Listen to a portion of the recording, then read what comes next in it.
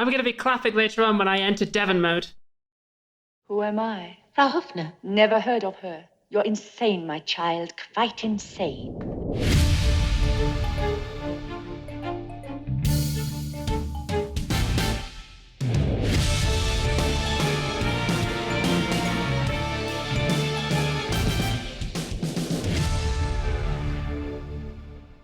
All right, we're sorry, okay? Wait, listen. I'm not fucking sorry. This yeah, you know me what? Neither such am life. I. This was the best thing we've ever done, easily. It wasn't even close. Hello and welcome to another Casino Royale episode of Kill James Bond. We have to do the real one now because we're genuinely worried the fans will kill us with a gun if we don't talk about this movie. I am Alice Caldwell-Kelly. Joining me are Abigail Thorne and Devon. This is Casino Royale, or in France, as it was known, Casino Royale with cheese, yes. And joining us once again for a second episode. Yes, exactly. Casino Royale with cheese, or in English-speaking territories, Bondman Begins. Phoebe Roy is joining us. Hi. How you doing, Phoebe? Welcome. What's up? Thanks for having me. Phoebe, did you enjoy that introduction that I worked so hard against these two hogs, these hooting awful morons? It was a sign of your consummate professionalism, as always, Alice. Thank you. I love you you're too. a real pro. I show up on time, I know my lines, and exactly. This makes, by the way, for the benefit of listeners, Phoebe is our single longest running guest. I believe you asked to be on this episode maybe even a year ago. Yep. And you have been waiting I have. patiently.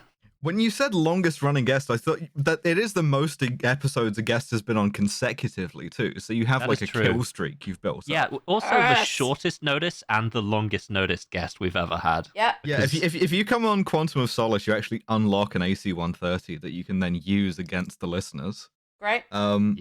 You get to join the podcast with Maddie Lubchansky. That's right. Now owns KJB. For now, we're happy to gift you this white Bentley. Okay, we super ultra double promise we're not going to fake you out again. So with that in mind, the 1967 David Niven film Casino Royale. I mean, starts in black and white. I thought I had it on the wrong movie. The thing is, right, I wrote down first, this thing, it's an actual film, huh? Like an actual capital F film. They invented making good films sometime before 2006. And so, we start in Prague in spooky black and white, and we get a sort of third man sequence where this guy, Dryden, goes to his office, and he finds none other than Jimmy Bonds, now played by Daniel Craig, in his office, who tells him, I know you've been stealing, I know you've been selling secrets, M sent me to kill you. And he goes, nah, but you're not a 00 agent. In a sort of like surprisingly cribbed from the Bond years kind of performance. It's like very sort of dated MI6 smug. And Bond goes, no, I killed your guy in a bathroom, in like a black and white fight scene. And what's funny is that like Bond is sort of explaining this diegetically to the guy he's about to kill. Like, no, it's fun. It's cool because the guy's just like, they'd have sent a 00, and you don't have any kills on your record. To be a 00, you'd have to have, and Daniel Craig goes 2, and we get the flashback of him killing the first guy. Yeah, and presumably this is meant to cover him sitting in the office and going, yeah, and then he like dropped a gun, he picked it up, I did this cool spin. Bashed his head into it was cool, it was sick. It was sick nasty. At first I thought that it was supposed to be like a riff on 1960s Bond villains explaining their like villainous plan to Bond and thereby having their plan foiled at the last minute. But as I was watching it, I was like, no, it's Craig doesn't understand what's going on, and he's having to talk himself through the entire scene. Absolutely. He's very convincing in this first scene, and that was all I needed to sell me on like Daniel Craig as Bond. The rest of this movie is like this is the correct level of like origin story that you need. Is one scene tells us who the character is. Okay, bye. We now do the movie. I genuinely really enjoyed this a great deal because he's like the opposite spy to him, Dryden, Malcolm Sinclair, is doing this really good, quite fatherly thing where he's just like, made you work for it, did he? And he's like, yeah. And he goes, don't worry. Needn't worry. The second one is usually, and then he gets shot. But he was going to say easier. Like he was being like quite a professionally courteous moment there where he's just like, yeah, you're going to kill me. I won't make this one hard for you, man. Yeah, and Bond's killer line there is, yes, considerably, after the guy is dead, just talking to a corpse. It's like, yeah, great, perfect. That's James Bond. That's who James Bond is. Baby. There he is. That's fucking James Bond. No notes about this scene. And this is where we also see that Daniel Craig has really got a good take on like where the smarm in Bond comes from. So whereas like Sean Connery like really didn't care about human life, and Roger Moore was just kind of like cracking jokes for no reason, Craig makes these jokes because he really like doesn't care about his own life. Like he doesn't really value human life, including his own, which is why he keeps making these lines. And I think that works really well. I think it's a really solid choice. His acting's so good. Yeah, he's cavalier. He's reckless. It's a great scene. So we have to follow this like great 3-minute opening with another with like I think for my money the best opening titles since like GoldenEye. Banger. Stone cold banger. Song. Yeah, Stone absolutely. Banger. Still not as good as the Beastars song that you set it to on the account, Dev, but that's why it works so well, is because this one just fully admits that Bond openings are the same as anime openings. Yeah, absolutely. So you get the same kind of beats in it that you would in an anime opening, and it works really well. Yeah, so we get like a sort of like... There's like a sexy woman who turns into a dog. Yeah, it's called Turn A Bond. Absolutely. It's a casino themed, like, you know, like sets of cards and like roulette wheels thing. It's great. Fine. And then we move on to Uganda, where I reflexively like tensed up, like, okay. Yeah, the second the fucking subtitle for location was like Mbele, Uganda, I was like, fuck, they've remembered Africa exists. Oh god. Yeah, no, I mean, it could have been a lot worse, but like, what we see is Joseph Kony, essentially. You remember him? Yeah. Did we ever find that guy? I don't know if we did. I don't think so. Well, he has 2012 as well. This was 6 years early. Joseph Kony, write in if you're listening to the pod. Yeah. And he's here tonight. Yeah, we'll send you a Kronstein rosette. Just give us the location to ship it to. So we see this warlord. He's never actually named in the movie. Yeah, but the name in the script is Stephen Obano, but we're going to call him Joseph Kony. He has like child soldiers, and he's talking to a spooky white guy in a suit. Oh no. Yeah, who is essentially all but says, yeah, I'm a member of Spectre. Spectre? Yeah, he repeatedly says, my organization. My organization. That I cannot name for legal reasons. Spectre. Yeah, Spectre. And I'm going to introduce you to this guy who's going to be your stockbroker. And Mads Mikkelsen enters the fucking movie. And he is Le Chiffre. God, I've been waiting for Mads all year. Great. He's a banker for the kind of bad guys and villains, which is to say he's a banker. Yeah, he's the bad guy banker. But what I love about Mads is that again, they kind of want to do because he's got a thing down the center of his eye, which means he can only see out of one eye, right? Mm-hmm. So they kind of want to do the sort of the old style disfigurement equals evil, but they can't quite bring themselves to do it properly. So instead they give him an asthma inhaler, and I think that is a very, very funny piece of villainous signification. Yeah, one second, Mr. Bond, I have to take out my retainer here. Yeah. And he's got a silver asthma inhaler, and I just started watching it, just being like, "That's Yeah, kind of it's cute. all like- Where do you get those?" No. Bond, my Good contact shit. lens just rolled around the back of my eye. Yeah. Mr. Bond, It's great. It's great. So, like, yeah, we're once again going with disfigured as villainy. I have some thoughts about that later. But in the meantime, Le Chiffre takes Joseph Kony's money. He says, okay, I'm going to invest this. I'm going to, like, double your returns or whatever. Zero risk to you. And he loads it into the thing, and Spectre sort of wash their hands of him. They're like, we just make the introductions here. And at this point, I wrote down, fuck, it's just going to be a competent thriller movie, isn't it? And we see him get on the phone to his banker and invest it in GameStop. Yes. Yeah, he puts it all on cheap coin. He's like, it's going nowhere but up, buddy. You gotta hold. Absolutely. If you still have this stock, keep holding. Stay strong. I'm just going at this point. I have to talk for an hour and a bit about a good film that I enjoyed watching. Fuck. So we now There's go. the risk of the modern Bonds. We now go to Madagascar. A thing which I absolutely do not want to do. Doing that later today. Yeah.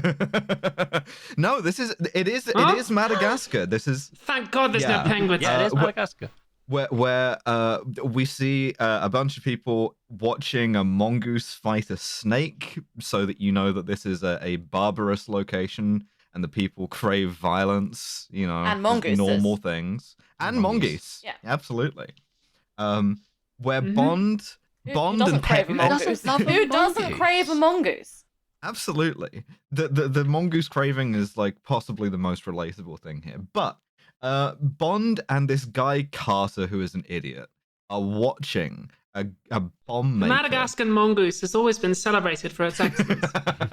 Yeah, 009 rolls into the embassy with a mongoose. So they're watching this bomb maker, right? And he gets a text in red letters, so you know it's spooky. Oh. On his like Nokia 3310, which says On his fucking end gauge. yeah, which says ellipsis, which if you don't know is the like 3 full stops that you use to indicate a pause. I'm not sure why you wouldn't just use the dots. Anyway, that's his like call sign to go and be activated. So he leaves and then immediately makes Bond's partner Carter, because he's stuck like an idiot being the only other white guy there with his finger on his earpiece. Also, the only very other funny. white guy who's yelling the crow has left the nest into his Yes. earpiece. I want the a mongoose series fight. of films about Carter, to be honest. I want Absolutely. exactly this level of like seriousness and like war on terror shit, but it's about a guy who He's fucks just up 009. everything. Yeah. Yeah. Yeah, that is 009. What I want is a film about the regular assassination attempts against Castro, led by Agent Carter. That's what I want. I would Accidentally love that so slipping much. and injecting yourself with the shellfish poison. Yeah. The season finale is that Carter does sleep with Castro. He finally decides to just do it in person. He's just like, God, he's just... He's All right, just such a he's no, just sexual so- no energy. one is so allowed to write this. charismatic. Patent pending, pending. trademark. Okay, so at this point, what happens is, do you remember parkour being a big thing in like 2006? Matt Yep. Hancock was going like, I can't do those sorts of flips because he was still Secretary of Culture, Media and Sport. But this movie was Great way to learn about your body. It's a great way to learn about your body. And so this bomb maker sets off to learn about his body all the way through a construction site with Bond in the role of sort of Terminator. This sequence is so good. Such a so sick fucking sequence good. is the But- really annoying thing. But the thing is, right, the idea isn't new. Bond as Terminator has been something the series has played with before, most notably in terms of Brosnan. And that's one of my biggest beefs with this, the way this movie is talked about, is people go, it was a whole new level of like seriousness. And it's like, well, sure, compared to like Die Another Day. But GoldenEye did this exact same thing with a tank, right? Like, Yeah. it's the same thing Oh, of like yeah. Bond is this unstoppable force pursuing you. It's not new. It's continuity Brosnan.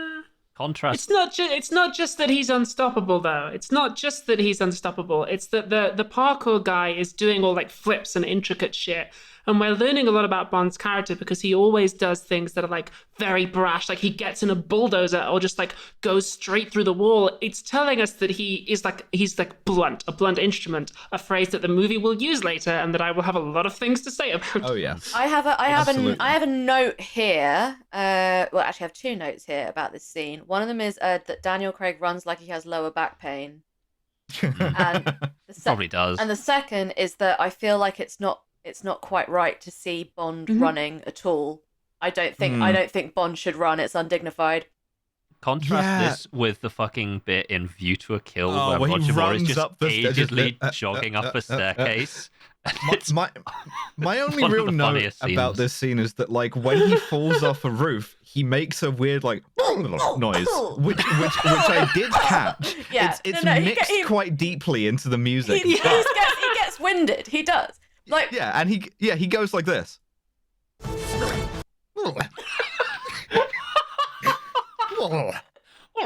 Is he like a fucking squid? What's going on? Like he's a dog. Taking damage and waving my mouth around like Boss Nash. The thing about Daniel Craig's 007 is that he did choose to play him as a horse. Yeah. That's right.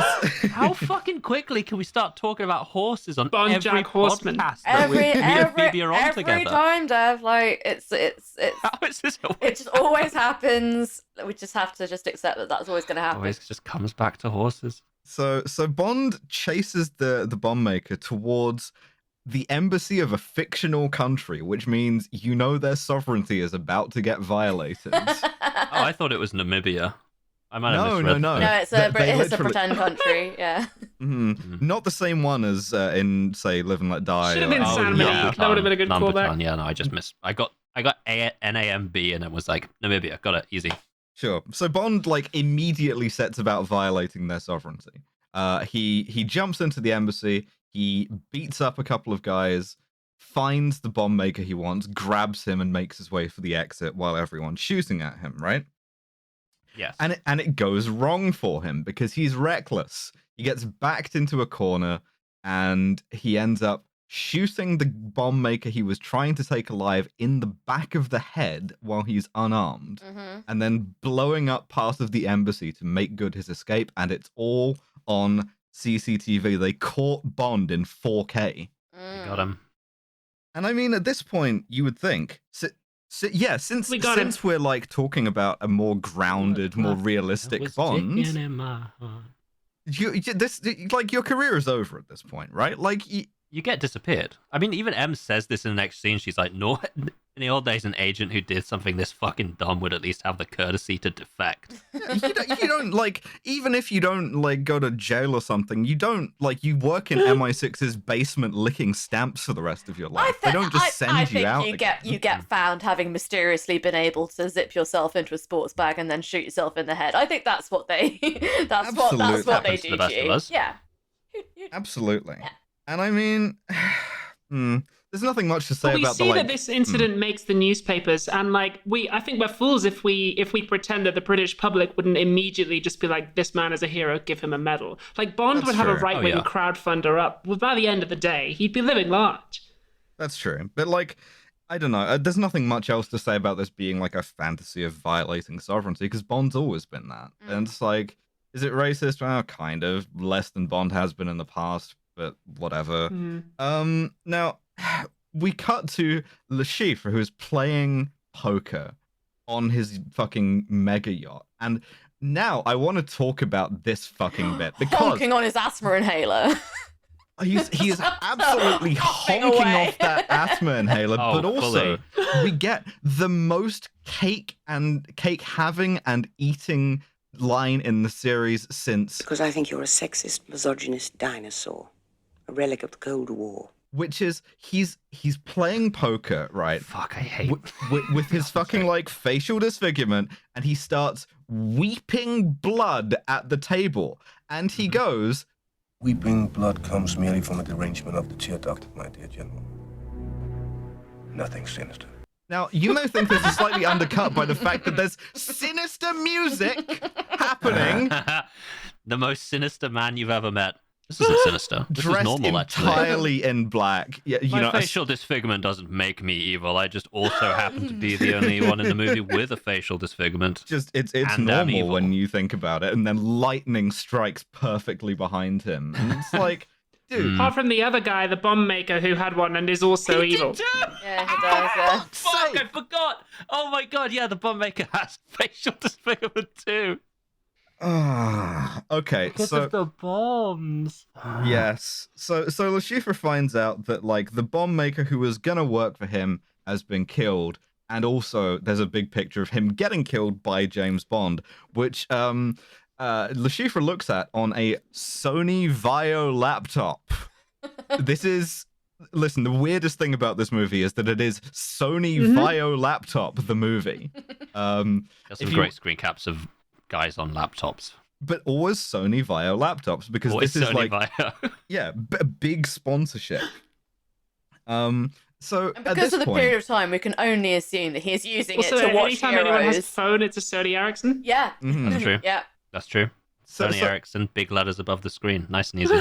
So M is like forced to go to the Joint Intelligence Committee in Parliament, and on the way out, she vents thusly. I report to the Prime Minister, and even he's smart enough not to ask me what we do. Now that's some fucking ideology, baby. We're into the Cold War. If you remember the Bond, the Brosnan years, right? Then I remember Bond. if you remember the Bond years, if you remember James Bond, then you remember that a lot of the time, Brosnan had to investigate guys, and it was like, oh, the Prime Minister's friends with him, so you have to be incredibly careful, right? And now, that attitude towards power, which is like, oh, we go around them because they might be compromised, is instead just naked contempt, right? MI6 just sort of like organizes itself, and that's just kind of like accepted. No one wants to know that we shoot guys in the back of the head, so M is on screen for genuinely, I think, 5 seconds before she has a line or something where she's reminiscing about the Cold War. yeah, that's her Which, last to be line fair, in I the do scene. think is an accurate characterization of MI6. Yeah, she says, I miss the Cold War. So Don't we all? And she's like, well, where is Bond anyway, so I can yell at him? Then goes home and finds James Bond in her fucking house, which he has just let himself into. No boundaries. Yep. That's Bond's problem. Yeah. No boundaries. There's a sort of a side to Bond that's only in this one and isn't Yeah, he's explored at any cocky. point previously. No, it's not in any of the rest of the movies either, where he's just genuinely quite good at intelligence gathering. And it's implied a couple of times because like M's like, how the fuck did you know where I live? And he's like, same way I found out what your name was. And she's like, if you tell me my name, I will shoot you with a gun. But, Which like- is the correct response. That's right. I like to think that the Cold War were like M's I thought party Devon was years. a randomly assigned county. I had no idea it stood for... At this point, listeners, I'm afraid that I have to activate Devon mode and deliver a short lecture on the Iraq War. Because please. in Go this off, Queen. scene, chews out Bond and she calls him, a blunt instrument. And at this point, okay, so this film came out in 2006. For listeners who are too young to remember, the Iraq War began in 2003, and it was originally billed as, we are going to go into Iraq, get rid of Saddam Hussein, and get rid of his stockpiles of weapons of mass destruction. By 2006, The it was very elegant clear string to of everyone pearls that no such configuration. weapons ever existed and that this was a lie. And also Saddam was already on trial, and people kept dying, people kept seeing their kids coming home in pine boxes, and the public was getting a little bit tired of the war, so some new consent had to be manufactured at the consent manufacturing factory. And the way that this was done is they said, we're going to put a new guy in charge of the Iraq invasion, General Petraeus, and we are going to be smart, we're going to be tactical, we're going to use laser-guided bombs, it's going to be efficient, it's going to be surgical, and the very phrase that they used that is repeated in this movie is that General Petraeus was not a, quote, blunt instrument. And that is what this film is doing. It's like, oh, intelligence work. It's like surgical and like sneaky, and then it's like, but and like we're doing warfare, but like smart. All of which was also a lie. General Petraeus went on to be the director of operations in Afghanistan. We saw how that went, and the director of operations at the CIA, who've been unable to prevent Chile from electing a fucking sick-based communist gamer. And over 100,000 Iraqi civilians went on to be fucking dead. So that is what this scene is about. Do not use the MLG drop for that. But yeah, absolutely. And this is something that culminated, of course, well, nothing in history culminates, but it leads to things like the Obama foreign policy, where you do Zero Dark 30 shit and you do drones and so on and so on and so on. So yeah, absolutely. Also, just talking about James Bonds, Bond is like cocky, as reckless, as cavalier in this way as he is to M. That's something Daniel Craig forgets to ever do again. And yeah, that's what I mean. It comes up in this one only, and then just never again. Yeah, and it's not even like thinking of M as like a mother figure by the end of the second one. It's not even like a character growth, right? It's not character growth because it doesn't feel earned. Like, this movie is like an origin story in the sense that we see Bond scramble and like make mistakes and fuck up, which I liked about this. It's a lot better than the sort of like Brosnan thing where he like waggles an eyebrow and appears where he needs to be. But it doesn't last is the thing. That's my biggest complaint about this movie, is the things that it does right, the franchise doesn't hold on to. Well, it's the same as GoldenEye, right? Which was Pierce Brosnan's first. It was their first attempt at a reboot, and it was the first time that like M appeared on screen as Dame Judi Goddamn Dench, and she had aspects of her character that were interesting and immediately dropped. It's just, this seems to be the curse of the Bond films, where they can do one pretty decent one and then just then it goes but then the prime program of the franchise reasserts itself, which is to sell luxury goods to your dad. Yes, that's and right. that's where we have to go next, because Bond, and like this is another departure, he sets his own next location. He breaks into M's computer and he figures out that the text that was sent saying like ellipsis and spooky red text was sent from this one club in Nassau, because he never has to go to like fucking Droitwich or something. And so Bond goes to the Bahamas, and at this point the movie begins selling like you Alex things. Rider. Yeah, exactly. Cornwall. And the least earned case of the Bond theme, where we get the da-da-da-da as a Ford Mondeo rolls into shot. And it's like, yeah, no, just fucking laser target this to the audience's dads. Yeah, James Bond wants your dad to buy things, and it thinks your dad's an idiot. Yes. It's Correctly? usually pretty right if these are the kind of people that are watching this. I almost introduced this movie as the reason why your dad got a poker set for Christmas in 2006. I do like a game of poker though. So Bond drives his Ford. My dad actually did get an Aston Martin around about this time, so I fear that the Bond franchise may have been effective.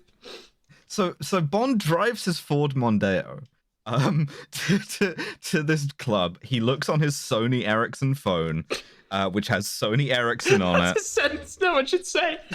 He really does. It's just like he holds it up to a screen. It's just like that tiny fucky 2006 mobile phone screen, and above it in big letters, Sony Ericsson. And I'm like, oh damn, I should buy a Sony Ericsson. I should buy a Sony Ericsson. They have the cool, like, not even clamshell, it just slips open. It's nice.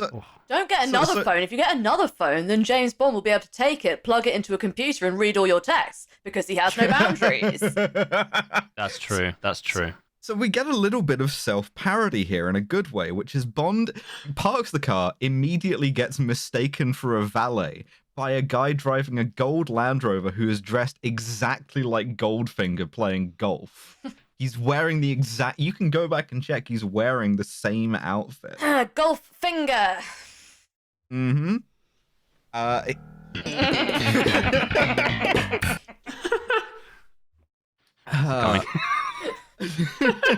Damn you. He crashes that guy's car both to punish him for... Last time I'll do that. To punish him for treating him like a service worker, and also to distract the security. Gets into the security office and uses the CCTV to work out who made that text at that time, and he sees it's this guy Demetrios, who is driving a 1964 Aston Martin DB5 because of course he fucking is. Yeah. This receptionist who gives him every single piece of relevant information, bearing in mind that she is a receptionist at a kind of fancy beach club, I feel like she has been responsible for a lot of people getting bumped off by hitmen. Absolutely. Because She basically just says, just like, that guy, yeah, he's just down the way. Yeah, she points him out to him, tells him that's his car, and it's like, okay, fine. Tells him its name thanks. and address. Yeah. Like, Yeah. oh yeah, I just want to have a chat with that guy. Do you know, I happen to know his name and address.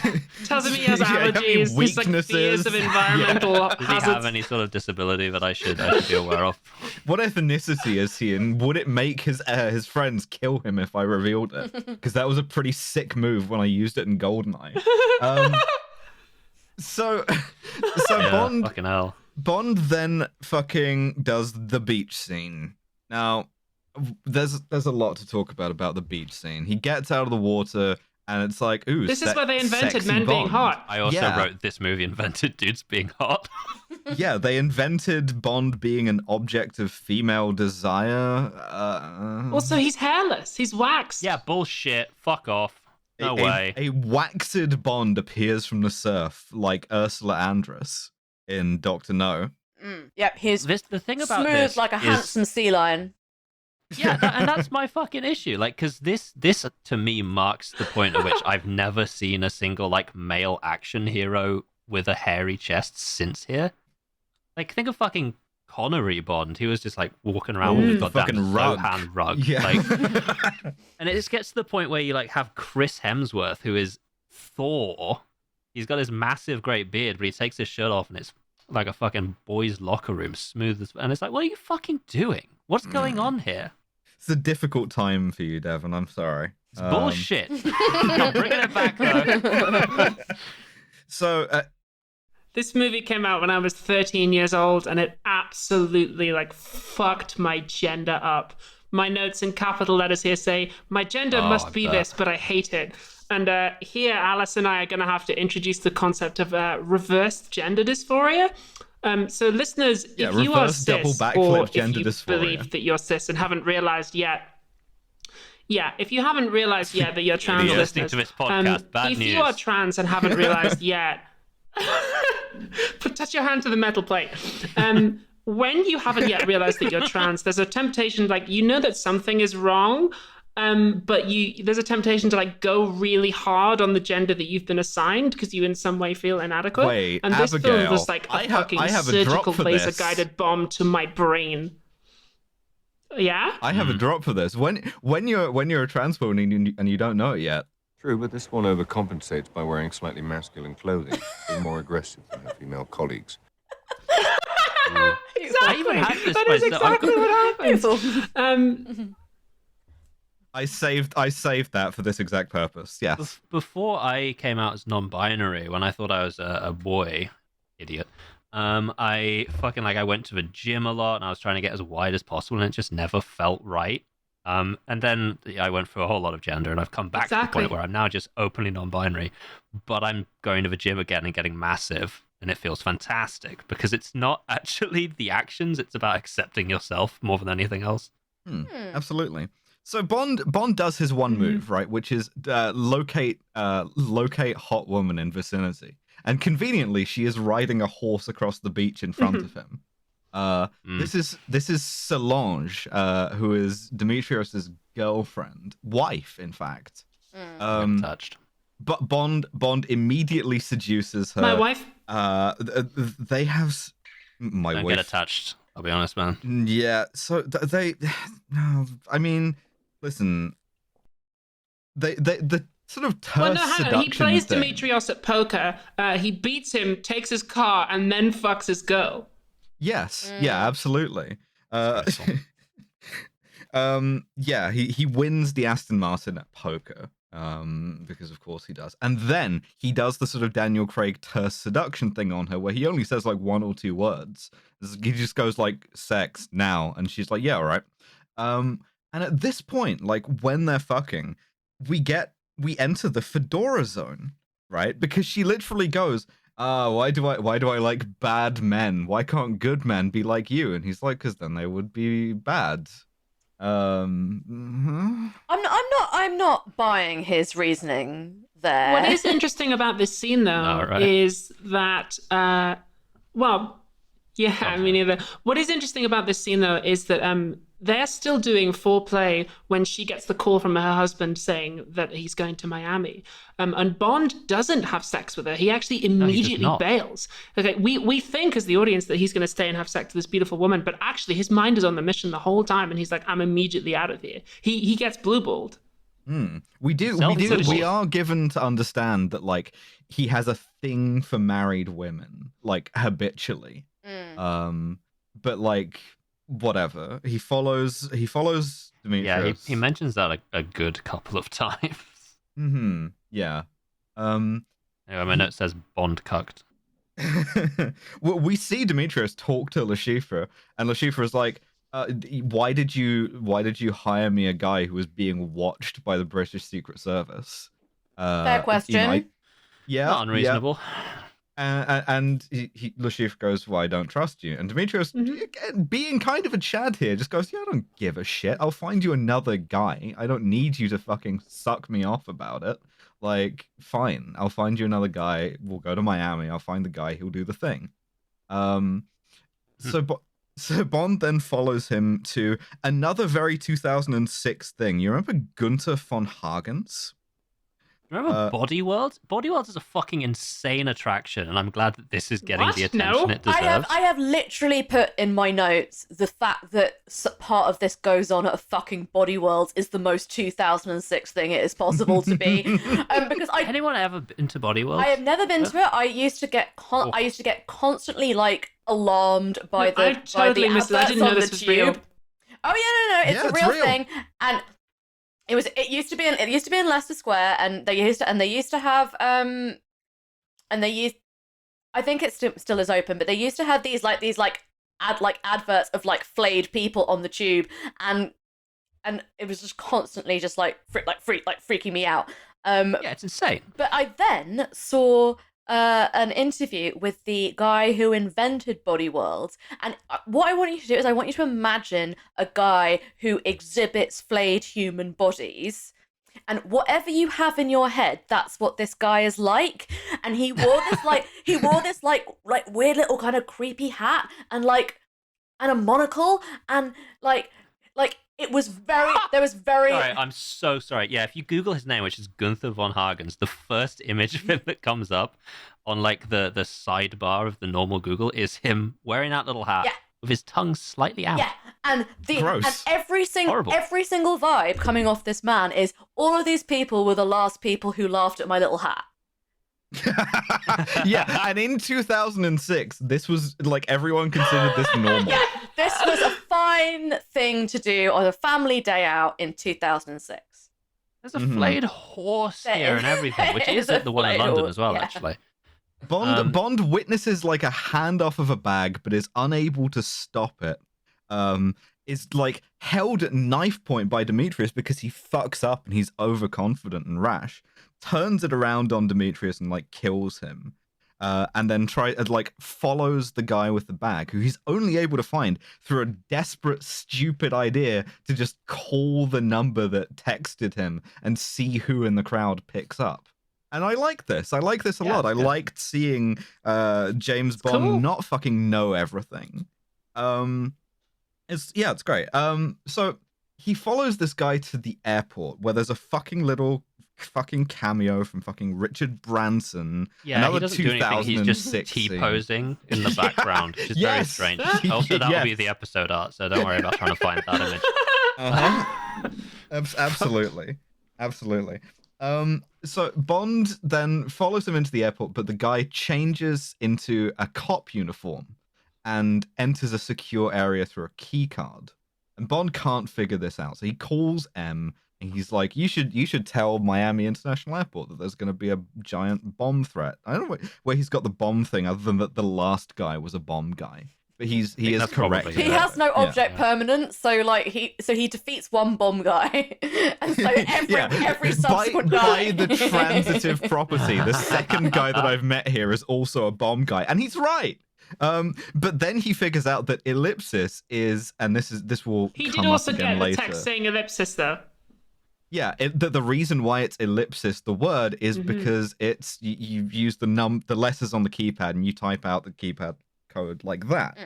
And that gets him through into the airport, where we get a sort of long ass chase sequence that's still quite well done. Like I tend to have to gloss over the chase sequences in a Bond movie for the sake cool. of It's time, really and also 'cause good. they don't podcast very well.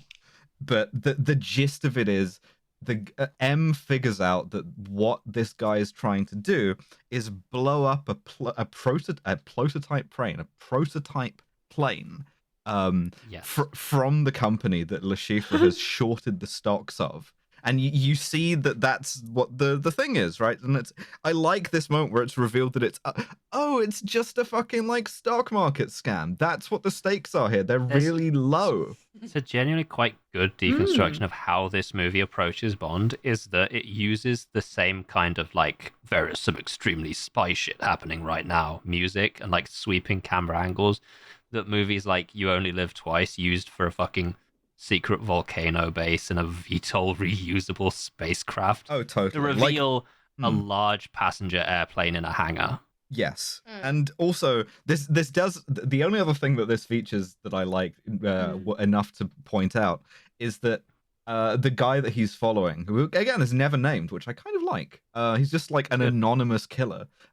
He does my favorite move in any movie, which is where you try to stealthily kill someone by grabbing their head and making them look very quickly to the left. Yeah. I have no idea if that's something you can do in real life. I wouldn't care to find out, but I just like the idea. This is genuinely the best thing in really, really god awful rotten film Olympus Has Fallen, where the former special agent is trying to like dispatch an entire North Korean like paramilitary organization, and he does it pretty much, but he does it by stabbing people in the head, but he also does it by making them look very quickly to the left. And it's just, and the first time he does it, it's after a long fight sequence, and I just like thought, okay, so you've got one of them, now what? Are you going to do this to every single one of them? Because it's taking ages. And yeah, it doesn't work. If it did, then chiropractors would kill absolutely everyone. Instead of like 70% yeah, tops. Exactly. But the important thing is Bond foils the plot. He kills the bomb maker by attaching. This guy's really cool though. Like he's really competent and. Yeah, he is. I'm sorry. A tiny bomb. He attaches because the bomb maker has a tiny bomb, but he's going to put it on a jet fuel tanker and crash that into the hangar. And so Bond attaches the tiny bomb to his belt and then like punches him out of the tanker. So when Bond is getting arrested, the bomb maker's like, "Oh, now I'm gonna blow it up and I'm gonna watch you die." And Bond's like, "Ah," and he blows himself up instead. It's fun. Yeah. I just wrote at this point, this will still probably affect Skyfield's stock. Yeah. I think. Potentially. I feel like it still would probably tank it a little bit. Yeah, a little bit. But like in any case, the point of this low stakes thing is that like Le Chiffre has now essentially robbed Joseph Kony of $100 million. And if he doesn't find that money somewhere, he's going to be horribly killed. Right? Extremely killed.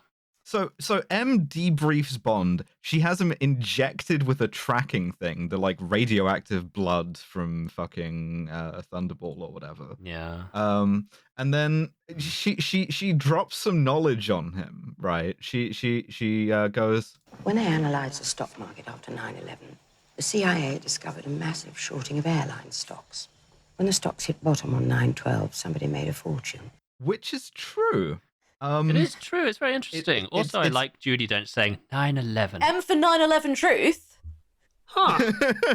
Like it is a genuinely like true thing that like someone made a shit ton of money on 9/11 on a bunch of like counterintuitive stock shorts, and it's like Okay, but you're saying in the movie that's Le Chiffre. Like Le Chiffre did not, or like had Look, I'm not going advanced to tell you knowledge. how I did that, but it definitely wasn't suspicious.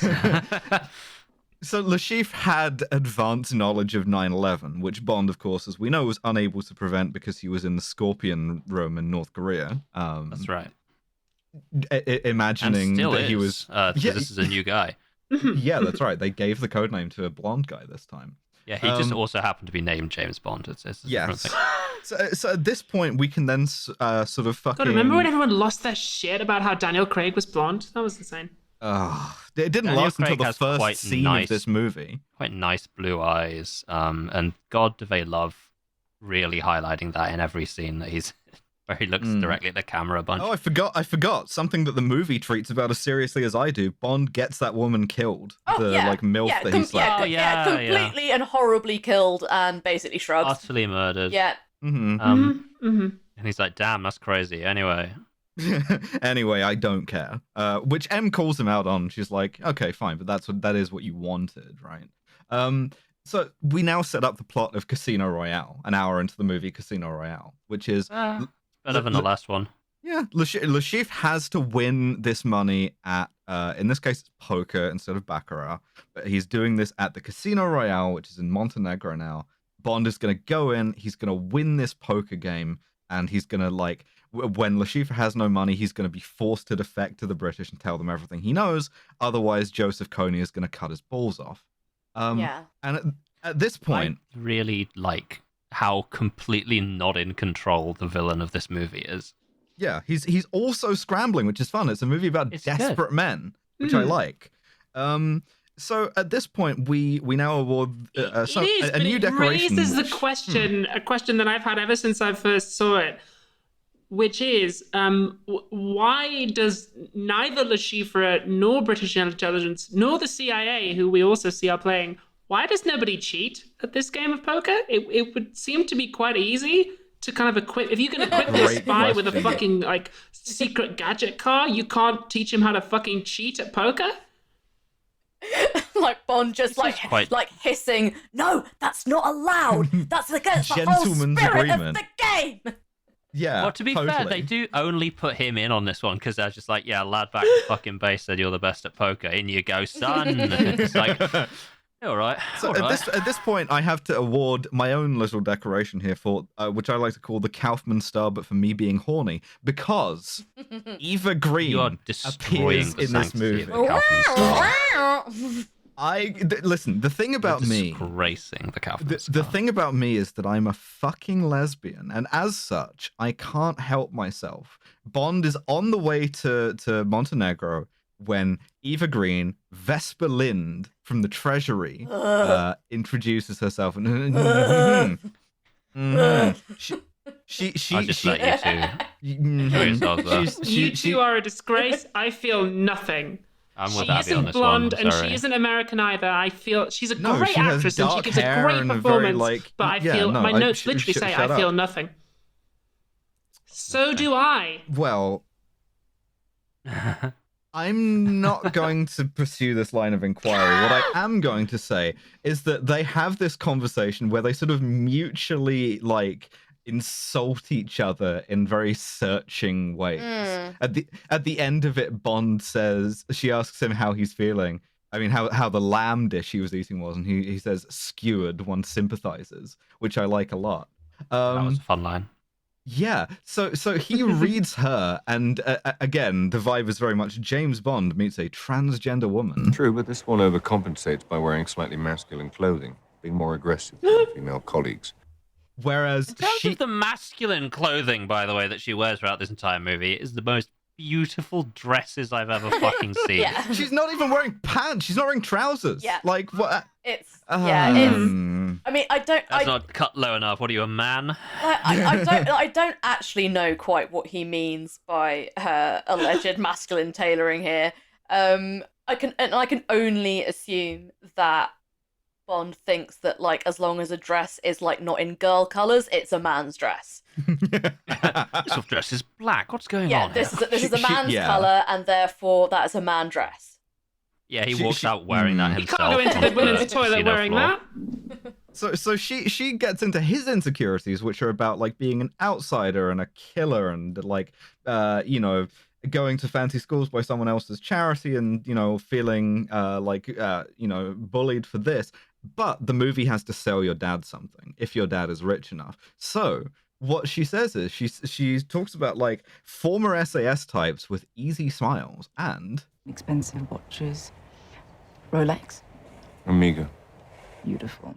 Omega. So that's My an brother did interesting buy an little Omega thing. watch after this film, and he still has it. Of course, It's very he nice. fucking did. I think it's Alice, very funny Alice, can to we like. have a quick watch check there? Listen, I am wearing a watch that imitates a Rolex Submariner, so I'm not. But the thing is, right? Like, what's interesting is this is something that shows the Bond franchise's age, right? Because Sean Connery had a Rolex when a Rolex cost the equivalent of 500 quid, right? It was a nice watch. It was a luxury good, but it was like a tool watch. It was something that you could wear to like go bang off corals diving in the Bahamas or whatever. Whereas now your Rolex or your Omega costs, like an order of magnitude more than that. And if you have one, you never take it out of the case except to like look at it lovingly, right? It's gone from like a luxury item that has some practical use to something that no one will ever be able to afford unless, I guess, you're Abby's brother. And you're so like it's this status marker more than anything else. My brother James Bond. Your brother James Bond bought an Omega from this, and it's interesting because like this became more and more of a thing. Daniel Craig is a watch guy. That was his big perk. That was like part of how they got him to do No Time to Die. Was Omega let him design his own No Time to Die edition Omega. And it's a very nice watch. It just is tainted by the fact that Damn, that is pretty sick, it's a actually. James Bond watch. It is nice. I'm It so has happy this, like, for him. off-white That's so look. cool. Desperate to get him back In my for fucking in No my Time to head, Die. it's so funny. in my head, it's a kind of Thomas the Tank Engine face on the Omega, and that's what Craig designed as the Bond watch. Or it's just shaped like Daniel Craig's head. Yeah. It's got that shit where like the hands do like little spirals. Yeah. Listen, clown face on it. the best watch that Daniel Craig has worn in a movie is still the like 60s Omega DeVille in Knives Out. But anyway, so Bond and Omega Vesper. DeVille. Omega. But Bond, Vesper, and Bond's Omega go to Montenegro, and Bond is handed their legends, their cover story, right? Where he has a fake name, and they're madly in love. And I think he actually does the like old movie thing where he like takes the piss by saying, "Oh yeah, your fake name is Stephanie Broadchest." Yeah, I did like that. Yeah, sure. But when they get to the check-in desk, because James Bond is inherently a reckless, like cavalier guy, he's like, "Yeah, it's James Bond. This is my friend from the Treasury." Off of a hunch that Le Chiffre will already know who he is, and therefore he's just like fucking with his head a bit. And I mean, I kind of like it actually, to be honest. Plus, it's an excuse for him to do the like Bond James Bond thing. Yeah, well, he doesn't even do that. Doesn't do it until the very end of the movie. He doesn't do it yet. Yeah. Doesn't do it yet. Right.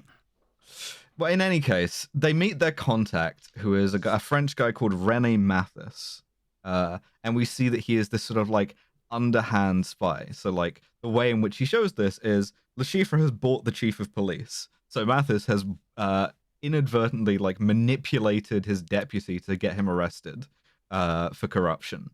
And Photoshop some shit. Yeah. We Even have says an the line. entertaining line here. He's It's Karen amazing what Bay. you can do with Photoshop these days, isn't it? Yeah, Ali Karen Bay is in this movie, but he's French. French Ali Karen Bay. I think it's important to note that this is the point in the film that Eva Green starts to wear a succession of dresses, and so it's also the point in the film where I completely lose the thread of the plot. So at this point, I no longer know or understand really what happens for the subsequent 2 hours of the film. This is also going to be a problem for me, and this is difficult because I'm running the podcast. So there's the scene where they like both Devin and I will proceed like monks. We feel nothing, although she does have really good chemistry with Daniel Craig. Half monk, half hitman. Well, to be fair, I'm very horny for Mads Mikkelsen, as anyone with a fucking pulse is, but I can control this, I think. So they have this kind of like mutual like loathing sort of sparring kind of like seduction thing, which I like a lot. Also, there's the scene where they both get dressed, right? And she's wearing the Hollywood edition of like what a woman with no makeup on looks like. And perfect face, flawless. Absolutely love it. Wish I could get mine to look anything like it. But she gets him a tuxedo, like a new one. And when he tries it on and he does the like James Bond looks in the mirror, she laughs at him. And that, I really like that. I like the idea that it's so hot. It's cute. This is where I do that thing that if you go on like any Breaking Bad clip on YouTube, the comments are all just full of people going, "This is the moment he truly became Heisenberg." Well, ironically, at this point, this is me. I wrote down in my notes, this is the moment he finally became James Bond. Yes, yeah. She molds him into James Bond. She bonds him up. She does, but she also like the tuxedo is like this ridiculous costume, and you get the sense that they're interested in each other for something more than that, which I like a lot. Anyway, now we have to play an hour and a half of poker. So I listen. I glossed over this a lot. This is thrilling to me. It's I quite like this. I don't know. They play so much poker. Who's there? Yeah, I like it too. Jeffrey Wright is there. We later find Jeffrey Wright is Felix Leiter. He's black now, and his legs have grown back, so that's good. Yeah, he's had enough time to grow his legs back. And he just there's no reason Felix Leiter can't be a code name, or alternatively, he's just a different guy who happens to have the same name. So Bond loses badly. No, it's the same guy. Same guy, obviously. But Bond loses badly, but enough to figure out that Le Chiffre has a tell, and he conveys this information to Vesper and to Mathis, that when he is like bluffing, he starts weeping blood, a thing that you would think would be more of a handicap. That's a pretty heavy tell, honestly. As far as like, isn't a tell meant to be like a little twitch or some like unconscious movement? His tell is the thing he does with the chips. Well, yeah, but like that's no. What he flips his chips around his fingers when he's bluffing. It's not. He cries blood when he's sad. But you can execute the double bluff here, which is doing something quite like arresting when you've actually got a really good hand. Well, that's exactly what he does now. I understand that because he as far as I can understand, because Eva Green is wearing a very purple dress. And like, it's very purple, it's very low cut. She has no business looking good in a purple dress. That dress is a fucking Coast-ass bridesmaid's dress, and she looks phenomenal in it. And it shouldn't be allowed. I'm just thinking about her hair. I wish my hair looked anything like. Anyway. Bond orders a Gordon's gin at a $10 million buy-in poker table. And this caused me to have a heart condition. He does, yeah. He orders it with Kina Lillet, which you can't get anymore. Not anymore. You can't make this fucking thing. They should have made a joke out of it, actually. A fucking martini, and then he goes, wait a minute, and then he explains how to make it to the bar staff because he's inventing a new drink in the moment here. He goes, 3 points of fucking Gordon's. One of vodka, no brand name on the vodka, that's fine. One of Kina Lillet shaken with a thin peel of lemon. And everyone at the table goes, that sounds great, I'd like one too. Except Mads Mikkelsen. Yeah, Mads Mikkelsen who goes, do you guys mind if we fucking play some poker now? Yeah, I owe $100 million to Joseph Kony. Can we fucking please? Guys, I'd love to. Except Mads Mikkelsen who goes, Gordon's fucking really? Yeah, he's like, do you mind if we skip the fucking mixology masterclass? A Because Tanqueray I would maybe accept. but Bond like a swaying fucking across the god. table, yeah, 3 measures of Bombay Sapphire. Mixology masterclass with Max Middleton. Oh fuck, I can't even say it. Max Middleton. Max Here he is. Middleton. So Well, yeah, Bond's got to get to his book club, so that's why he's got to be a couple of Gordons in before he heads off. So Le Chiffre, Unbelievable drink order. Yeah, I'll have a fucking spiced. I'll have a fucking Captain Spiced rum, and you got Pepsi, yeah, maraschino cherry in there as well. Why not? Shoot me in the head. Have a cheeky Vimto over ice in like a coupe glass, thanks. So Le Chiffre goes back to his room with his girlfriend, and I'm mentioning his girlfriend Valenka largely for Abby's purposes because, like, you know, equal time for horniness on this podcast. She's barely in it, but she is also quite attractive. Thank you. Yes, it is now my turn to become horny because this woman Right ahead. is blonde and American. But surprise, surprise, Joseph Kony is in the hotel room with a machete. And he is very You hate to see that. he is put out by the fact that he doesn't have his money. So much so that he threatens to cut Mads Mikkelsen's girlfriend's hand off with a machete, and then observes, to his amusement, that he doesn't give a shit. He's just like, yeah, okay. And he tells his girlfriend, yeah, you should probably find a new boyfriend. He really doesn't give a fuck.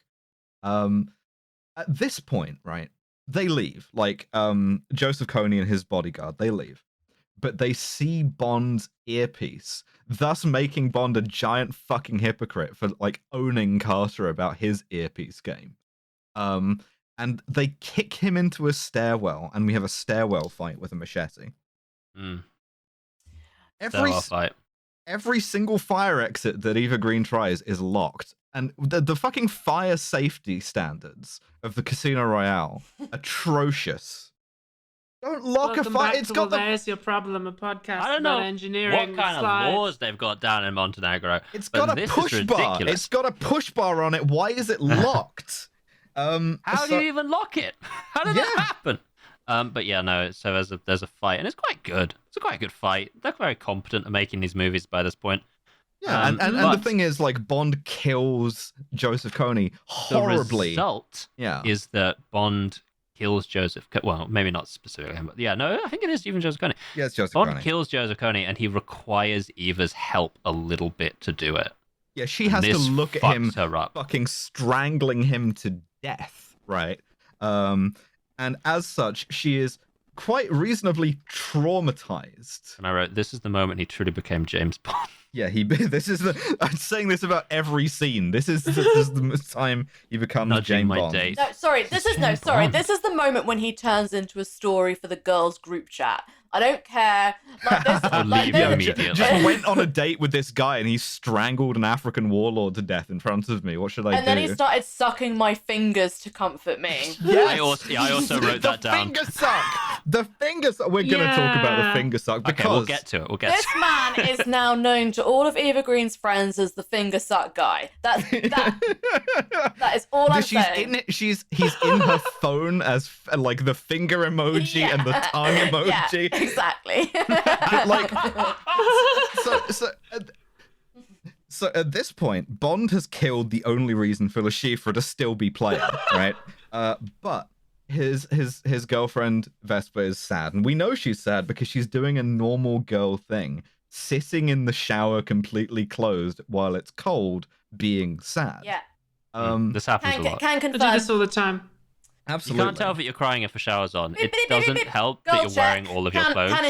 Can indeed confirm this is what girls do. This is feminine coded behavior. Girls be sitting in the shower, but like, You know, do I sit in the shower clothed and cry like an AGP? so Bond in like quite a touching scene, I think. He just sits in there with her, right? Like, and he's like, Yeah, But it's then- quite a genuinely touching scene, and then he does 9/11 it by doing something that is nonsier than anything Roger Moore ever did. She goes, I've got blood on my hands and it's not coming off, which you think is about Joseph Kony, and partly is, but it's also part of her habit of every scene saying some I have a deep secret James shit to him that he does not pick up on. But yeah, she goes, I've got blood on my hands, and then he sucks 2 of her fingers James Bond's like, sequentially. Yep. Oh, is that blood? Yep. Oh, nice puts blood them in you got here. it's bad. It's not Oh, wait, good. wait, no, I don't hang know on, that this hang on, would you missed a reassure bit. her. Dracula Bond. Oh. Yeah, Lady Macbeth just needed a guy to do this, frankly. So we Yeah, leave this now guy have to, immediately. like- This is for the group chat. Yeah. Get this out of here. we now have to play another hour and a half of poker, which Bond does. But because he has misidentified Le Chiffre's tell, And Mathis and just also because explains somehow, the rules of poker to the audience, which is very boring. Oh, fucking Mathis explaining poker. Every second shot is Mathis going to Eva Green. You know, the poker is when you have to match the cards. And that third card's called the river. And it's like, fuck off, dude, shut up. The fifth card's called the room. I know, but I don't care. I know, but you know as well. Being a cunt. Yeah, so it's this weird thing where every previous movie, no one making fucking Doctor No thought anyone watching knew how to play baccarat. They were just confident enough in their ability at filmmaking and the actors at acting to give you the sense of what was going on from the way people reacted to it. You watch a hand of baccarat happen, and the guy goes fucking huit à la banque, and you look to James Bond to see, oh shit, is that good or not? I think I can explain this because we have noticed so far that this entire film is sponsored by various luxury goods, right? But what people don't really know, it's a hidden fact about this film, is that a promotional consideration was furnished by a series of instructional poker DVDs, and this has been kind of missed from the conversation about product placement, and so that's why that's in there. Yeah. So Bond. If you want to watch a good movie about fucking playing cards, you could watch The Card Counter with Oscar Isaac, which is a legitimately good movie. I actually did learn how to play poker as a result of this film. And did get quite good at it. Yeah. So Bond goes all in, but because Le Chiffre knows that he has misidentified his tell from someone, and a shadowy Mathis-shaped figure appears. He thinks that Le Chiffre's tell is a massive cartoon sweat drop appearing, and him tugging at his collar and going, "Oh boy, oh boy, oh no." Oh boy, I'm bluffing here. I'm having a good old bluff. God, I hope they don't know I'm bluffing. Le Chiffre double reverse backflip gender dysphoria bluffs him, and Bond loses all of his money. And it's $5 million to buy in, and because Vesper is pissed at him, she won't give him the money. over the sucking incident. Yeah, she's like, I'm not going to give you $5 million because you sucked 2 of my fingers in the shower, not even in a sex context. Just and he's like, I'll do the other 3. If that'll make you give me the 5 mil. Hand them over. So Bond's immediate next move is I'm going to grab $1 million a finger. I'm going to grab a steak knife from a table and attempt to stab Le Chiffre because I'm a very dumb person. The thing I like about this James Bond is that he's dumb as shit. Absolutely. Moron. Perfect. I think it's good characterization. But he is held back by Felix Leiter, who goes, I'm Felix Leiter from the CIA. I have my arms and legs back, and also I'm not gay anymore. But I am black. So again, don't like making soup as much this time. Again, fuck, you're right. He was in Never Say Never Again. That's right. And he goes, I'm from the CIA. Yeah, he was, I'll give you the $5 million if you let the CIA take in Le Chiffre instead of MI6. And Bond just goes, yeah, sure, fine. Comes back to the table, immediately poisoned. Just instantly poisoned. Classic Bond move. Valenka, the hot American girlfriend, just slips something into his drink, and he just moron. Perfect moron. I mean, really good use of shaky cam in this being poisoned sequence, though. It's really nicely shot. Oh yeah, like the poison scene still has like a creeping horror for me. I really like it. But she poisons him with digitalis, and he like stumbles towards the bathroom to like make himself throw up, and then to his car, where he gets on the phone with MI6, who are like, you have to do some stuff from the movie The Rock. You have to inject yourself in the heart with the fucking adrenaline, or the neck with the adrenaline, or whatever, and then use this defibrillator that we have in the car. This is Bond's like only real gadget, and I kind of it's nice. It's nice. It's set up briefly earlier when he opens the wrong like shelf in his car, and you're like, I see a thing, and then he closes it very quickly and puts like a gun instead. I'm like, oh, yes. But yes, so, he's being poisoned by a foxglove. Digitalis. Interesting. At this point, like, he collapses before he can hit the button because he hasn't wired it properly, and Eva Green comes, Vesper comes and saves his life by hitting the button. And she goes, "You're not gonna go back in there," but knowing that it will like fuck up Le Chiffre's mind the most, he just like throws himself immediately back into the game. Now he cleans himself up. He sits back down normal, like, and the chief's like, "Oh, hey." He's like, "Sorry, had to step out for a minute. That last hand nearly killed me." And I went, "Wow, Mr. Bond." It's the moment to me that he truly became general. Absolutely. So at this point, Bond wins, right? Because he knows Le Chiffre's real tell, and he triple, double, reverse gender dysphoria bluffs him into losing all of his money. You get a classic final hand of poker where everyone's got at least a fucking royal flush or some shit. Yeah, fuck off. And full house, fucking sixes, fuck off. Jack's full of sixes.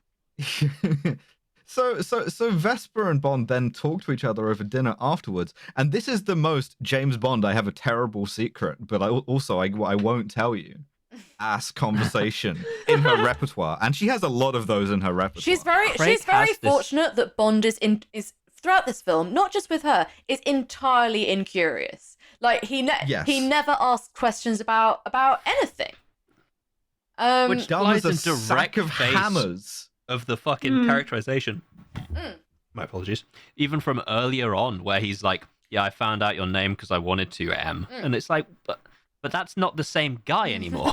Like he's hanging out with this woman who's just like, "I've got blood on my hands and it'll never come off," and he's like, "Damn, that's crazy. Let me suck them fingers, though." Yeah, like you've been distracted by something that wasn't even a distraction. Here's the thing. I'm gonna spoil. It's really nice though that. Here's the thing. I'm gonna spoil the Craig movies for you. And the thing about the Craig movies is that Vesper Lynd is an agent of Spectre. She's like blackmailed into doing it, right? And every fucking time she says something, it's like very, very obvious in hindsight, and probably with foresight too, if you weren't 13 when this movie came out, that what she's saying is she's about to go, "James, I am an agent of Spectre and I need your help because I'm being blackmailed." Unfortunately, she can't, due to the fact that they haven't got the licensing to say the name Spectre. Yeah, so she just can't do it.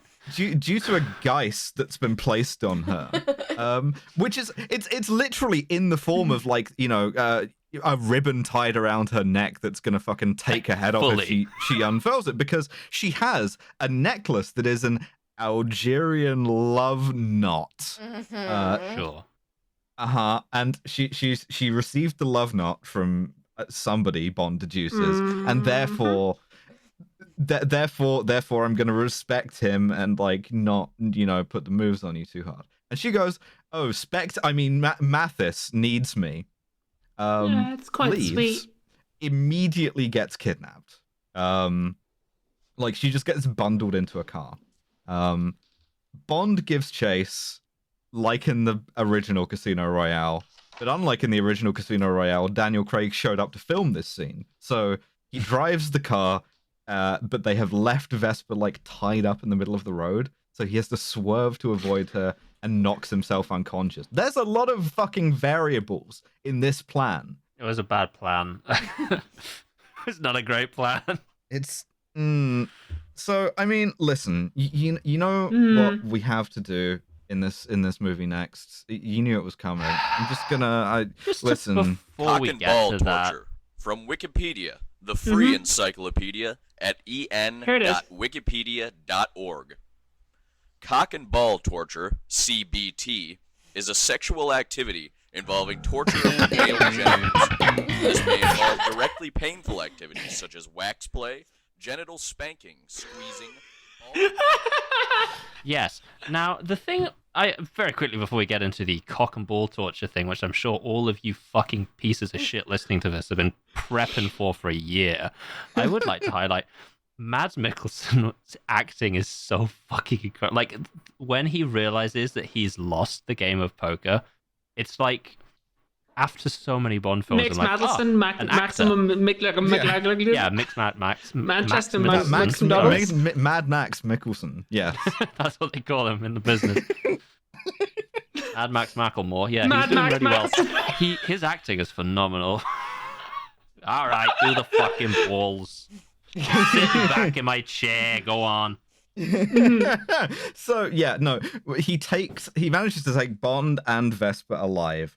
It takes them off to be tortured separately, and at this point, I simply want to write down here that Le Chiffre's girlfriend, absolute ride or die. She's like, oh, you're gonna torture this girl in the other room. Fuck, am I in for this? I'm just gonna go in there and like help, I guess. I mean, yeah. Queen. Absolutely. So at this point, we get into the cock and ball torture thing. But first, Le Chiffre has Bond stripped naked.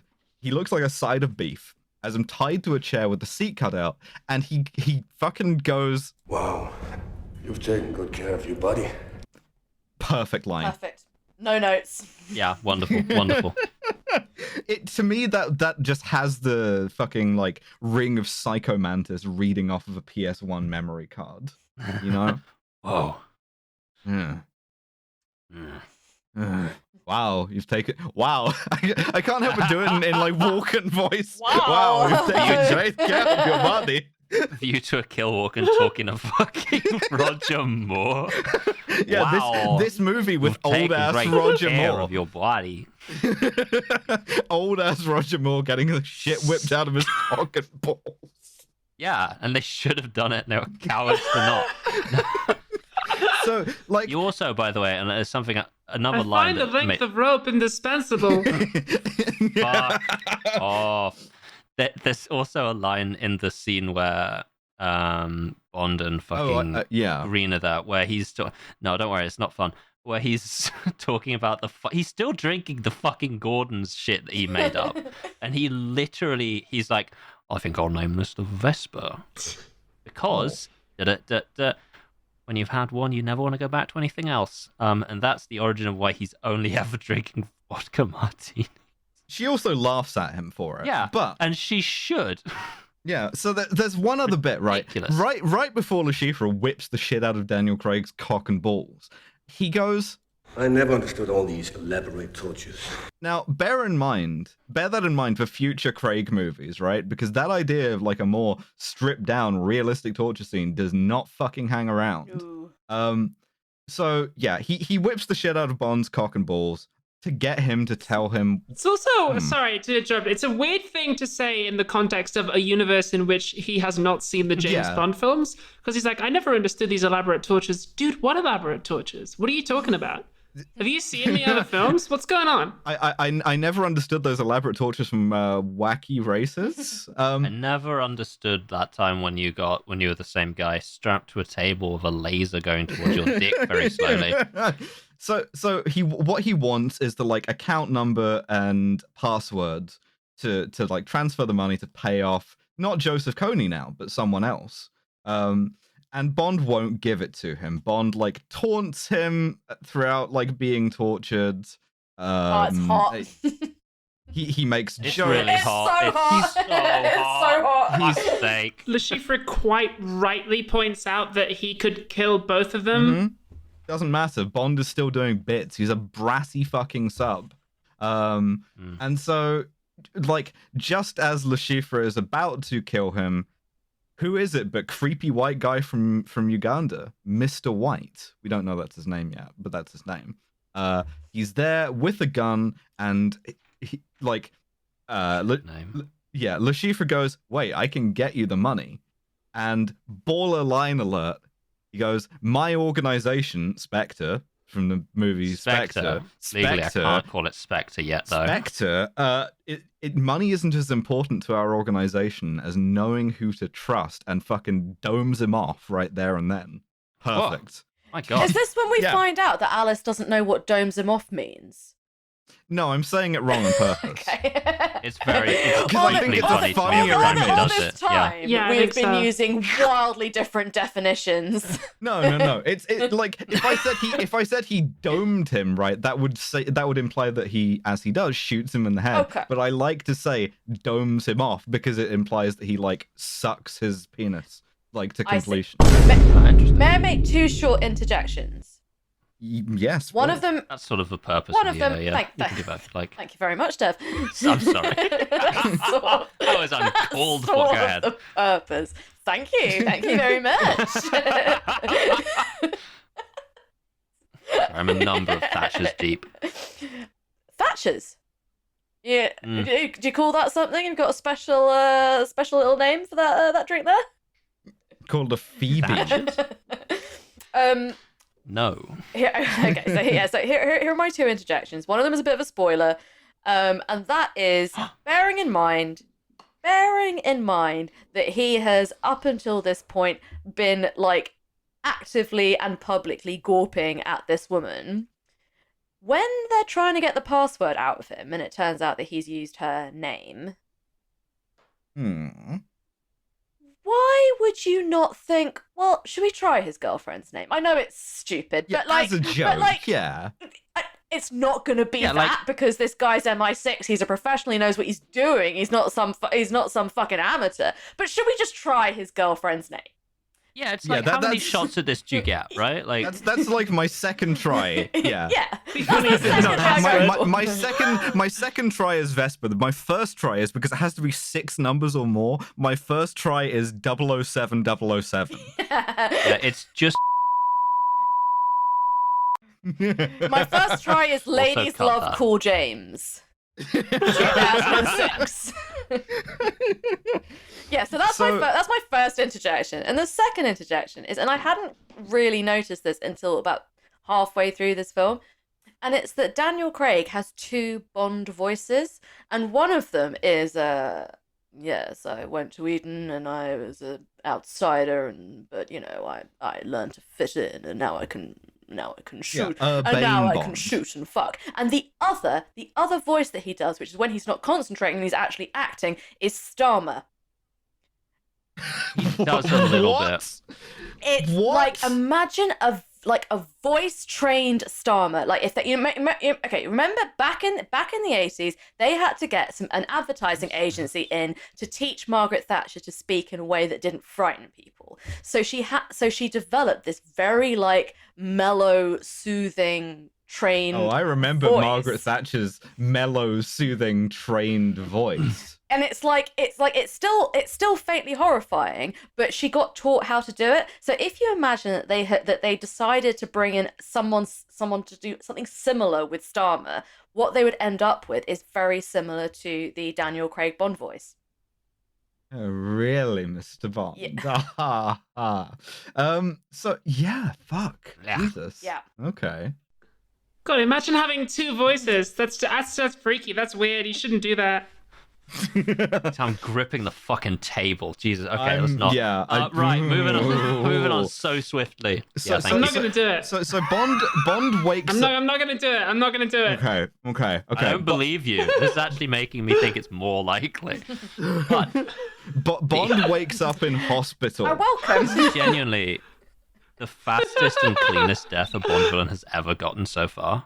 Yeah, he just gets. Like he doesn't just get gets weird tapped. shit. Yeah, he just doesn't gets get shot put in the the head. fucking maggot drawer. He doesn't fall into a rock crusher. Yeah, and he just dies gets domed surprise, which I like. He just gets domed off. Bond wakes up in hospital where he immediately gets Mathis arrested as a double agent, and then fucking brains Wakes up and I wrote, genius. Prognosis. Someone's beaten the absolute shit out of your dick and balls, Bond. Yeah, your dick and balls look really fucked up. Didn't check the rest of you. Most of you absolutely fine, normal even. Dick and balls like a hammered thin perfectly paste. concave. What do you got there, pal? We got you a replacement set of dick and balls. We got you a replacement set, and then he's like, "Where's Eva Green?" And they're like, "Who do you think donated the dick and balls?" So at this point, he goes, that's that double agent sorted forever. I'm afraid I sold my dick and balls to buy you a comb for your perfect blonde hair. Wait, 007. who's this walking into the scene? And she's not wearing her weird love knot anymore. It's Eva Green, and every fucking line that she has is, yeah, you know, the thing about me, right, is as a joke, right? Wouldn't it be funny? Would you be mad at me? Like, hypothetically. Would you be upset? Yeah. She's like, everything she says is like tentatively trying to broach the whole working for Spectre thing. And she's like not doing it. She genuinely does talk like someone who wants to talk about Spectre, but is legally unable to due to a different guy having the copyright. Well, it's all Sony, so she could call it Spider-Man. Oh, that's true. Yeah, I'm an agent of Spider-Man. Spider-Man? Spider-Man. I'm an agent of Spider-Man. Also, I noted down here something about the location scouting, which is that more Bond's location scouting was like find country, sort by most iconic landmarks. Whereas this one seems to be just like quite genuinely lovely little vistas. Yeah. Yeah. It's a lot better now. Strange to send MI6 agents to like... This isn't... Oh, God, what are you talking about? This is Lake Lugano. I don't know what the fuck that is. Switzerland and Italy. It is strange. That's to, too many countries. Oh, it's a very, very beautiful place. I've been there. George Clooney has a house there. Yeah, when you went to visit George very, very Clooney. famous. Yeah, so interesting. It is weird to send MI6 agents to a hospital in Switzerland. In any case, yeah, exactly. I don't know what the most iconic landmarks of Switzerland are because I don't respect it. Huge cuckoo clock. Bond breaks I don't even another recognize it as a country. network security rule because he just fucking tells Eva Green, "Oh hey, your name is the password," and she fucking types in the destination account and sends it, and is like, "Well, that's gone back to London. Also, I'm gonna look really sad for mysterious reasons." The thing about He's like, the password is ladies love cool James panties 007. exclamation mark. The thing is, and the guy that I want to give the fucking good night to, we haven't mentioned yet, who is Mr. the Mendel. guy who has the money. He's just called Herr Mendel. Yay! He is having a great time from start to finish. He shows up in a scene, he's like, "Oh, fucking 150 million on the Playboys," and then he rolls up there and he's like, "Won't take up much of He your time." doesn't know that this is all to finance terrorism. He thinks no it's all fucking about idea. Bond. He's just having a He's nice just excited. time. It's a casino. It's fun. Yeah. Bond like taunts him a bit. He's like, "Oh, you didn't bring any chocolates, did you?" And he laughs like it's unironically the funniest thing he's ever heard in his life. I love him. Genuinely love him. So pure of heart. Perfect. The Swiss banker having a nice little. Well, can't be Swiss. What it is. We then get a couple of sequences where Bond and Vesper kind of talk past each other. Unfortunately, a Swiss banker has never done anything wrong ever. So absolutely. So that's very fortunate. Yeah. He tells her he's going to resign, and in a line that has aged bitterly considering the Craig movies, he goes, "You do what I do for too long, and there won't be any soul left to salvage." I'm gonna be holding that button down the whole length of the No Time to Die episodes. You do what I do for long enough, and it just becomes soulless. But so he's getting out, and he's taking Vesper with him, and they're gonna be hobos. Essentially, is the vibe. They go to Venice, because it's close. They fuck a lot because they're madly in love. But the whole time she's still like, "No, I have a secret, and it makes me very sad." So she then gets. She's literally even in the scene, right? Okay, she's like, "I'm just gonna go to the bank now, gotta go, James. See you later. Incidentally, I have taken off the ribbon that is around my neck. And he like highlights it in that scene as she's leaving. It's like, God, I hope she survives, hey? And incidentally decides to sort of wear literally one of the most eye-catching dresses I've ever seen. So just in case someone wanted to follow her through the narrow, twisty streets of Venice, they could do so really quite easily. And then she kind of does this sort of like, I'd actually really like to talk to you about my secret. And he pretty much goes like, oh God, what now? Women, am I right? Game's on. Having a Heineken, simple as. Yeah. So like, because Bond is the least curious person ever. In regards to the necklace, sorry, I've got a note written down here. In regards to having taken off the necklace, she goes, I think it's time. Sometimes you can forget the past. And the entire thematic through line of the Craig Bonds is, no, you fucking can't. Which I like. I like that as a cohesive like thing for it. But yeah, she's not subtle. She's so unsubtle. She has to leave her phone behind, and then she has to fucking text it the number of the guy the fucking creepy guy, Mr. White, just in case he forgets to check her phone. She's spent enough time with James that she knows she has to spell this one out for him. She really has to She make leaves this as clear like as possible. trail of not just breadcrumbs but fucking loaf. Yeah, he's very incurious, but he's also really nosy. Loaves. So she knows that if she leaves her phone, he will look at it, but he doesn't know why. Just Not a even perfect loaves. like What she's strip of done baguettes lined up. 2 baguettes, and she's He's cut gonna one see in the half girls' to group make it into chat an where he's arrow. referred to as like the finger suck guy. Yeah. So eventually Bond becomes curious enough to figure He's out. gonna get back and be like, why am I in your phone as like finger and tongue emojis? I was about to do that joke too. Bond finally fucking figures out, oh wait, she transferred the money not to MI6, but yeah, and he only figures it out because he gets a fucking call from M that was like, yeah, I got your message about resigning. We'll have a chat about that in a minute. Lad from the Treasury here, interested to find out where the dollars are. To which he goes, mental. Wait a minute. Wait, huh? Hold on. Huh? Can I get the Pierce Brosnan noise? Once I like scroll for 1,000,000 miles. It's okay, we can wait. Right.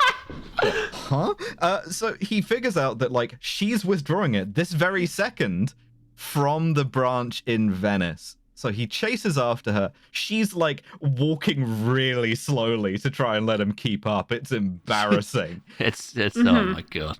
She goes into like a building, like a palazzo, to like hand over the money in a briefcase to a guy with a creepy like one blacked out glasses lens, sort of ensemble. Sure, he's got a fedora on as well, I think. Yeah, he works for Spectre. And then Bond, because having a facial disfigurement makes you evil. Nothing sinister about it. Sinister music. Bond immediately goes, the bitch has betrayed me. He's and a dumb motherfucker, the isn't dumbest he? motherfucker on Jesus earth. Christ. She took the kids. Yeah, divorce court Bond. I mean, that is the Craig years. Absolutely. So he's betrayed by her and he's angry. He like shoots his way through.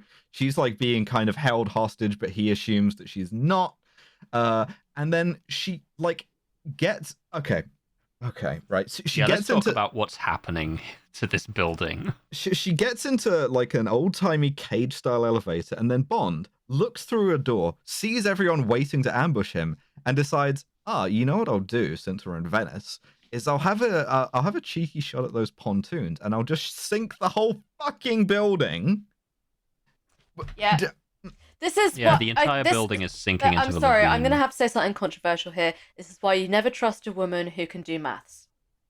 No, you're right. You're absolutely right. Counting is unladylike.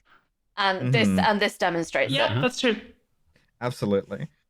And like, I don't know, the sequences with Vesper before this, they were interesting because he could Counting? What are you trying to keep track of? How many other men you've slept with? Harlot. Fuck off. No more of that.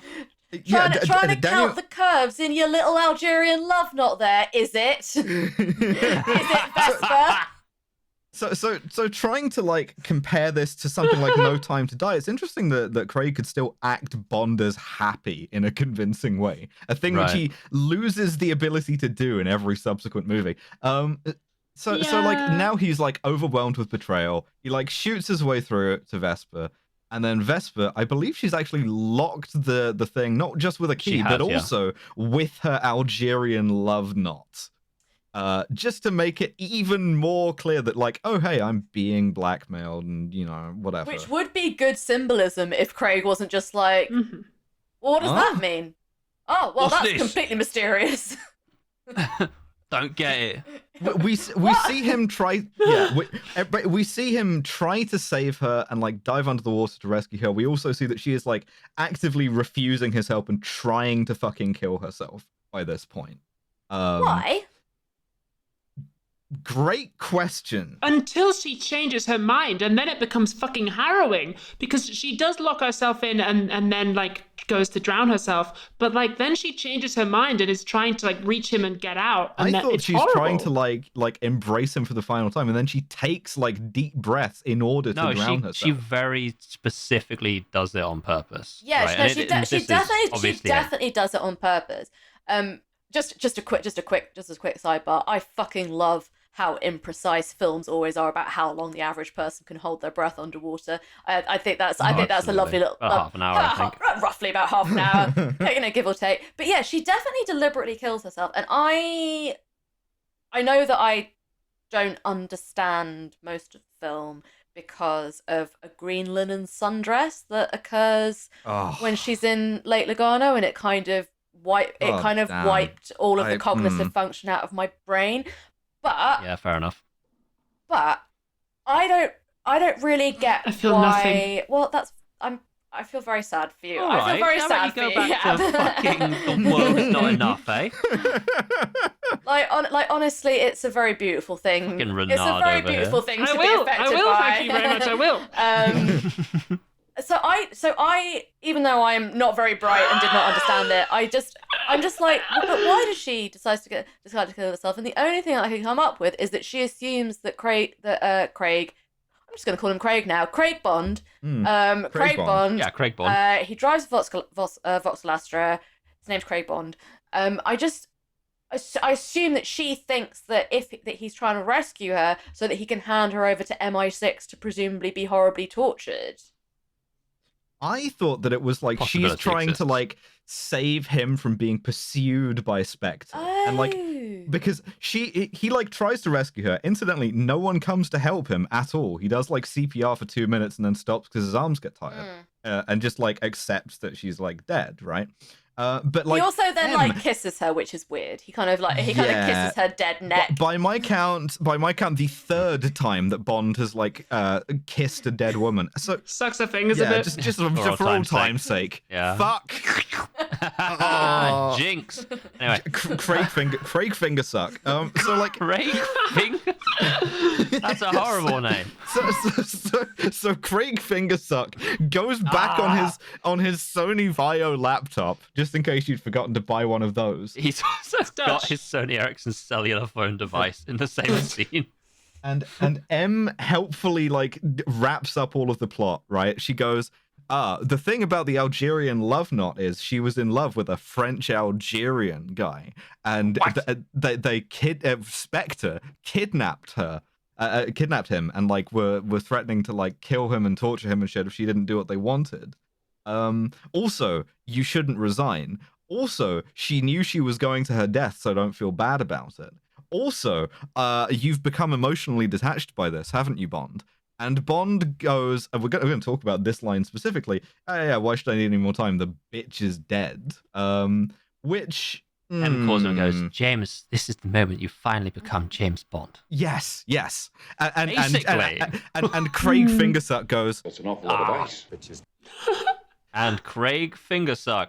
That's a Craig Fishman joke. I'm sorry. That's Craig. The thing about Brosnan, right, is it took us 4 movies to get to cow print bikini t-shirt idea. The Craig shirt has like revealed itself to us No, it hasn't. Yes, it has. Yes, it Don't has. say this on the recording, you piece of shit. Yeah, early in the game. Craig fucking t-shirt is him blowing up a divorce court. That's it. It's just him sucking a woman's fingers. It's him. We need to sucking make a shirt that can be worn. We need to do this. It's him sucking the fingers of a statue of justice on top of an exploding family court. Easy. No, it's not, because that's not a drawable concept.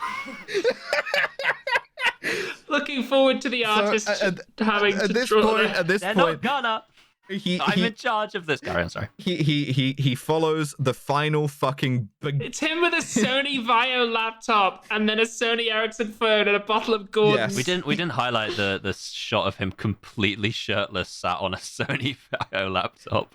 Yeah, which is one of my favorite he's shots like, of all for some time. reason, he's holding his own toes like up on the seat while he's doing it. Sit normal. He's a joint fixator. Well, he's bisexual. That's it. I mean, that's it normal. That's why he likes married women. He follows the final fucking sourdough loaf that his dead girlfriend has left for him by texting him the number of the creepy guy who works for Spectre, Mr. She really White. handed him fucking everything, hey? Just Oh, on a silver See, that's platter. what I was. That's what I understood. M's final, like, just in case you had also been like memory wiped by the green sundress, like me, and you needed the last maybe an hour and a half explained to you by someone very kind. So what I understood M's last line to mean is that she knew she was going to her death and she did it specifically to save you. Not don't feel bad about it. Like since you're acting like she's betrayed you, but she clearly did love you because she knew that she was going to die and she did it anyway because she did it she traded her own life to spare yours. Yeah. So she did love you after all. And he doesn't seem thoroughly convinced by that, but that's because he's hugely incurious, and so he stops listening after he doesn't hear his own name. He doesn't understand. He just becomes a misogynist. M says something like, I can't believe we missed this. And I wrote, this is a lot like the last time you missed an entirely obvious Miranda double agent Graves. in The World Is Not Enough. Dr. Miranda Ice Pussy, absolutely. I mean, okay, oh, no, fine. sorry. My apologies. It's a lot like the last two times you entirely missed an obvious double agent. Because that includes the last one, The World Is Not Enough. Oh, yeah, could have been kidnapped, could have been brainwashed, could have been turned. So, yeah, no, I don't know. I think the bitch thing is, like, misunderstood in terms of, like, oh, this movie's misogynist. And it's like, it is, but the way in which it's misogynist isn't just that Bond is saying this and you're meant to go, that's right, she is a bitch. It's you're meant to go, becoming like this and talking about women that way is something that is, like, he's meant to be wrong, because they've been wronged, right? And it's like, well, no, you're just very stupid. See, again, I actually never saw it like that. I always thought that he was... But he is also shown to be wrong within the context of the film, which I think is quite nice. But that's what I'm saying. I think that, like, that he says it as a kind of way of being like, no, I know I resigned by email, which I feel like you shouldn't be able to do if you're an MI6, but whatever. I know I sent you, like, a weird email to your, like, MI6 desktop laptop or whatever. But actually, no, I'm, like, back, and I'm not emotionally affected by any of this. In fact, this is how unaffected I am. I can call the the only woman I've ever loved. I can just say, and now the bitch is dead, and I'm completely fine with saying it. And I don't think he's supposed to think that she is a bitch at all. I think he has said, yeah, it's like armor. Yeah, exactly. Yeah. I think it's showing him building his little Daniel Craig armor, and it's so no one can ever torture his cock and balls again because he's got armor around them. So him and his armored cock and balls find Mr. White's villa on the shores of Lake Como, and then because Mr. White, like, specifically spared his life because Vesper, like, begged him to and traded her own life for his or whatever, and Bond repays this by introducing himself to the guy by shooting him in the fucking legs. Yeah. And he says, hey, your daughter is remarkably attractive and could be the second great love of my life. That's what he says. Actually, I think what he says is the name's Bond. James Bond. And that was the moment that he truly became. James Bond. Finger suck Craig. Craig Fingersuck. That was the moment that he truly became Craig Fingersuck. We have a Casino Royale starring science-based system. Craig Fingersuck and Mad Max Macklemore. I hate this fucking movie. We have a science-based system on this podcast. We call it the SCUM system for SMARM, cultural insensitivity, unprovoked violence, and misogyny. So, with that in mind, on a scale of 0 to 7, where would we rate this for SMARM? Low. Low. It's not really low. that much. It's Yeah. low. I mean, he's not the smart Bond. 2 or 3? He has a few little lines here and there, but I'd go 2 even. I think this is the least smarmy Bond film for a while. Like, since maybe even Living Daylights or something like that. Yeah, it doesn't strike me as especially smarmy. Mm-hmm. Yeah, I'll go 2. Mm-hmm. Okay. Yeah. All right.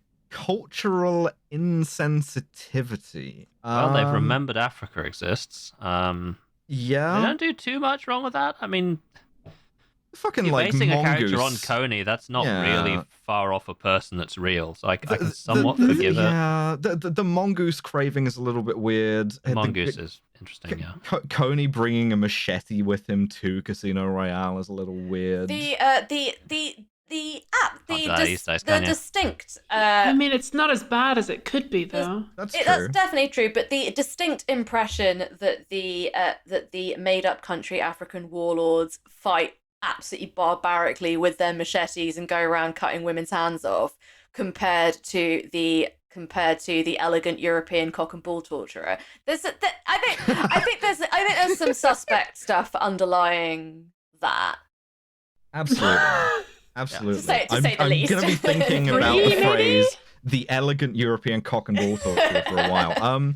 I would go with a 3, sure. Okay. Now this one's going to be high. Unprovoked violencia, unprovoked violence. I don't think it is. He shoots a guy in the legs. I don't think it is, because a lot of the violence that Craig inflicts in this is provoked. The guy he shoots in the leg is... Well, he was taking him prisoner. That's okay, points for that, but... He shoots an unarmed guy in the back of the head. He blows up a gas tank to exit a situation. He starts the movie by shooting 2 people for no other reason than because he's been told to. By his fucking organization. That's not So unprovoked. what? That's totally unprovoked. It's not unprovoked. First of all, he's in an actual fight with the first guy, who's the first kill he's ever done in his fucking life. Like, he's not making that easy for him. It's not unprovoked. That was a fight to the death, they're both. And the second one was arguably unprovoked. But you're both wrong about this. The one where he shoots an unarmed guy in the back of the head and blows up a foreign country's embassy does carry a few points, though. So really, this is all water, because I think it should be like a 4. Yeah. 4? I was going to say 6. Out of 7? Yes. I think we need to discuss what we mean by provoked. Because maybe the quality and the tenor of the violence is provoked, but he's doing most of it under specific orders. Split the difference and say 5.